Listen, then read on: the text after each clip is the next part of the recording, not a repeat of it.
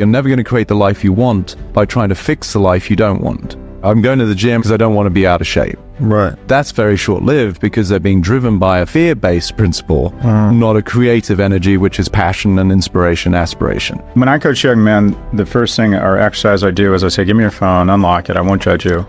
And we try and find 8 to 12 hours in their phone, which is ridiculously easy. And then what do you have? You want to lean into your strengths. You have a lot of capital when you're young. It's human capital. You have a lot of time. First thing we're going to do is we're going to get fit. We're going to feel better about ourselves. We're going to feel more confident.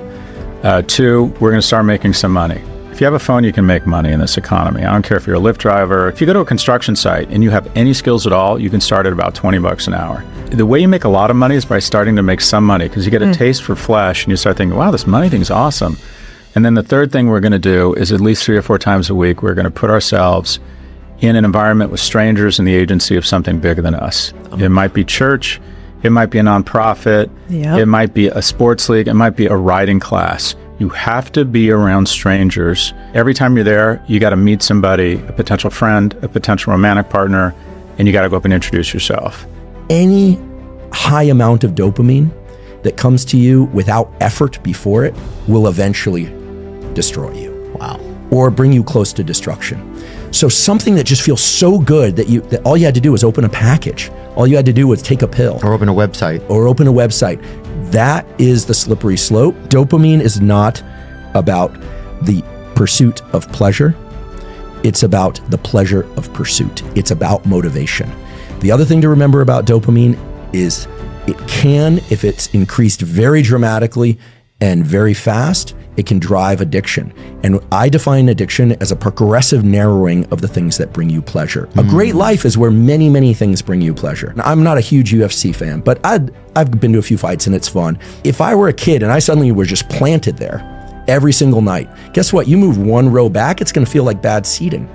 You know, and this is why the children of very wealthy people, unless your father is like a Warren Buffett who insists that you actually work and this kind of thing.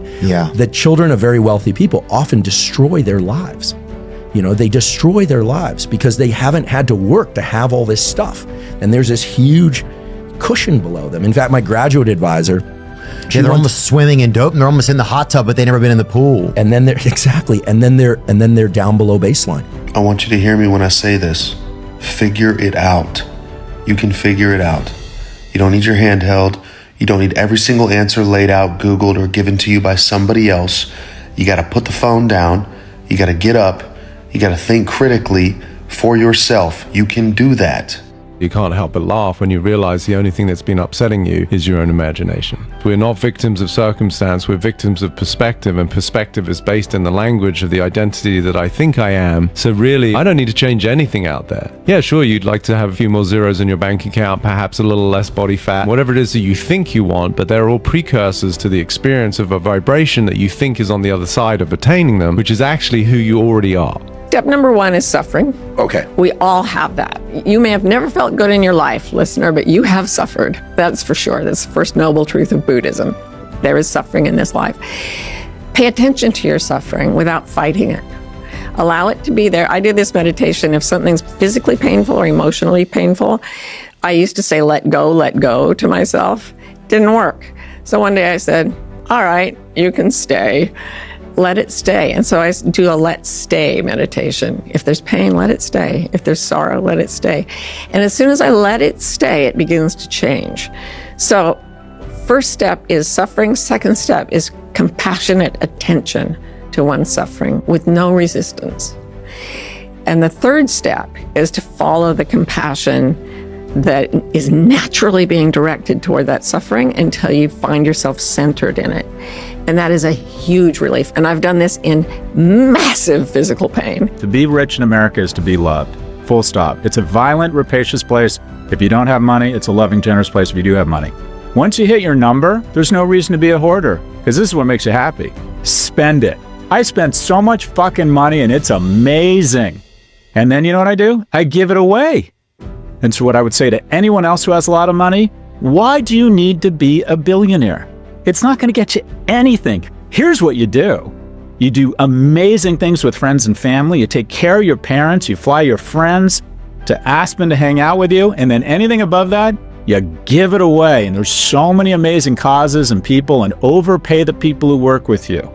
Throw money around like you're a fucking gangster in the 50s diagnosed with ass cancer. Just live it up.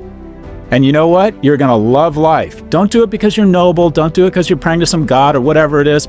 I can tell you firsthand, it feels amazing. It's not about passion. It's not about finding your passion. I actually don't like that word passion. It kind of makes me cringe, because if you think about it, passion, to succeed at anything requires time and effort and boredom and tedium. So let's just say a simple example. You're learning to play the piano. When you first sit down at the piano, you have to play these really insipid tunes. It's so boring. You have to learn finger exercises and scales. On any instrument, you have to learn scales, etc. It's tedious, man. If you think it's got to be passion, forget it. You're never going to get far. The thrill comes after a year of playing the piano, and you get better at it, and better and better, and now it starts coming fun. In 10 years, it's more fun. Then 20 years, it's fantastic. What they train Marines to do in leadership is to get to 80% knowledge and then choose and stop looking. Now, that's really, really important, because you're going to be paralyzed if you're trying to get to 100% knowledge, which is what the pure seeker mentality does. If you want to seek and get higher presence,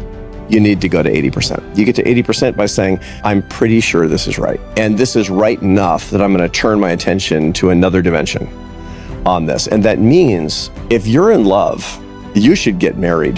That's what that means. Wow.